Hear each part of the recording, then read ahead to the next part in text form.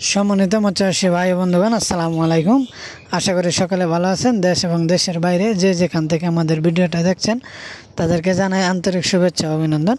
তো মৎস্যচাষী ভাইয়েরা, আপনারা অনেকে জানতে চান যে কম সময়ের ভিতরে কী মাছ অল্প টাকা খরচের মাধ্যমে বাজারজাত করা যায়। আজকে সেই বিষয়ে আমরা এই ভিডিওর মধ্যে আলোচনা করব। তো ভিডিওর মধ্যে যে মাছগুলো দেখছেন এগুলো হচ্ছে ভিয়েতনামি শৈল মাছ। আপনারা জানেন শৈল মাছ একটি রাক্ষসী প্রজাতির মাছ এবং এই মাছের সাথে অন্যান্য মাছ বা তার চেয়ে ছোটো পোনা দিলে এই মাছ খেয়ে বড় হয়। এই ভিয়েতনামি শৈল মাছ আপনি অল্প দিনের ভিতরে বাজারজাত করতে পারবেন এবং অল্প টাকা খরচ করেই ব্যবসায় একটা বাড়তি মুনাফা আনতে পারবেন বা ভালো একটা ব্যবসা করতে পারবেন। তো মৎস্যচাষী ভাইয়েরা, আমরাই দিচ্ছি আমাদের খাদিজা মৎস্য নার্সারির পক্ষ থেকে সারা বাংলাদেশে অক্সিজেনের মাধ্যমে শৈল মাছ এবং যে কোনো ধরনের মাছের পোনা আপনারা চাইলে অর্ডার করতে পারেন ঘরে বসেই আমাদের ভিডিও স্ক্রিনে দেওয়া নাম্বারে যোগাযোগ করে।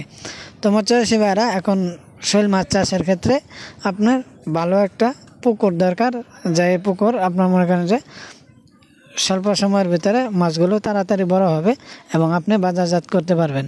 তো মৎস্যচাষী ভাইয়েরা, পুকুর আপনার 10% বা 20% একটি পুকুরে শৈল মাছ চাষ খুব ভালো একটি দিক এবং আপনি পুকুরের চারপাশ পরিষ্কার করে সার, খোল, পটাশিয়াম ইত্যাদি ব্যবহার করে পরিষ্কার করে পুকুর ভালো মানের পোনা ছাড়লে অবশ্যই ভালো সফলতা আসবে বা ভালো ব্যবসা হবে। তো মৎস্যচাষী ভাইয়েরা, এই ভিয়েতনামি শৈল আগে বাংলাদেশের নদ নদী খাল বিলে প্রচুর পরিমাণ পাওয়া যেত। এখন কালের বিবর্তনে সেগুলো আর তেমনভাবে দেখা যায় না, যার কারণে এখন কৃত্রিম উপায়ে বাংলাদেশ গবেষণা ইনস্টিটিউটের তথ্য অনুযায়ী এই মাছ এখন পুকুরে চাষ করার উপযোগী হয়েছে। তাই আমরা আমাদের নার্সারির থেকে মাছ উৎপাদন করে